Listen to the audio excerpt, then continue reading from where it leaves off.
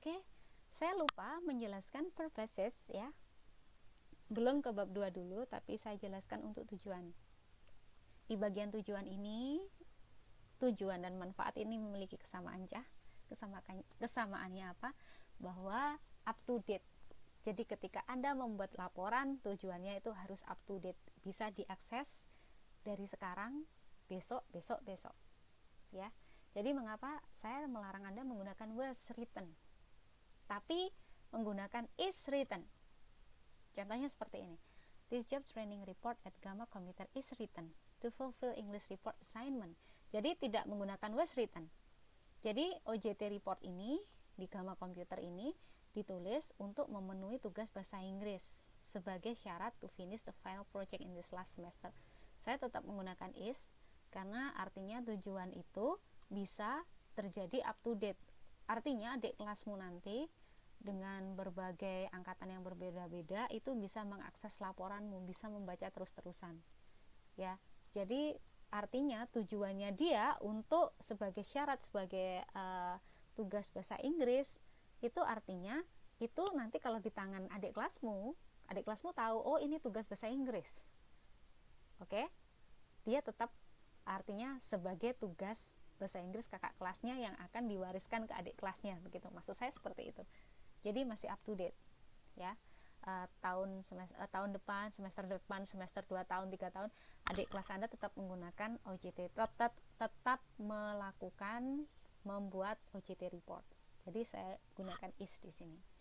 Terus kemudian yang kedua, ya ini ya, is written to enrich.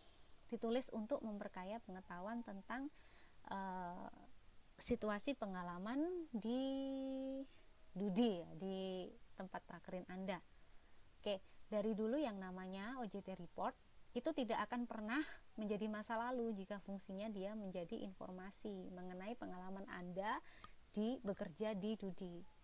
Kalau saya gunakan was, berarti artinya OJT report ini sudah tidak bisa menjadi bahan rujukan, menjadi semacam bahan sumber informasi. Kalau Anda misalnya prakerin di Gamma Komputer, itu berarti saya harus membaca laporan Anda bahwa info di situ itu dulu, sekarang sudah tidak bisa dipakai lagi karena memakai was.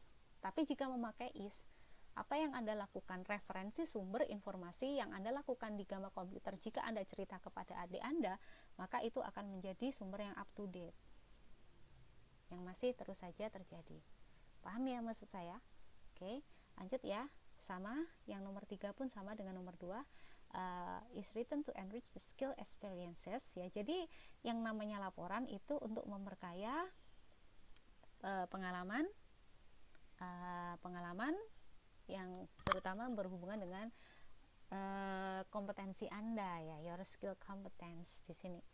Jadi ini tidak akan pernah selesai. Yang namanya laporan dari dulu itu untuk meningkatkan pengalaman dan kemampuan kompetensi Anda. Itu tidak akan pernah menjadi masa lalu. Wacananya jika dia dibaca oleh adik kelas Anda, dia akan menjadi bahan yang terus-menerus kekal ya, seperti itu sampai kiamat. Lanjut, advantage ya. Ini advantage itu adalah manfaat. Saya tetap menggunakan is written karena yang namanya manfaat itu tidak pernah mubazir. This job training report at Gamma Computer is written to get some benefit information, untuk mendapatkan laporan informasi yang bermanfaat mengenai pengetahuan yang ada di dunia kerja, situasi yang ada di dunia kerja. Oke, dari dulu yang namanya OJT report itu tetap sebagai sumber pengetahuan seperti buku. Zaman sudah berubah, tapi buku tetaplah sumber ilmu yang abadi. Jadi seperti itu maksudnya. This job training report at Gamma Computer is written to get information about everything knowledge, apapun pengetahuan that can be obtained. Wah, ini kok saya salah lagi. Ini harusnya ada ed-nya ya, Cah. Can be obtained as long as the job training has been conducted. Ya, sebagai pengetahuan yang dapat diraih sebagaimana prakerin telah dilaksanakan. Gitu. Ya. Oke, lanjut.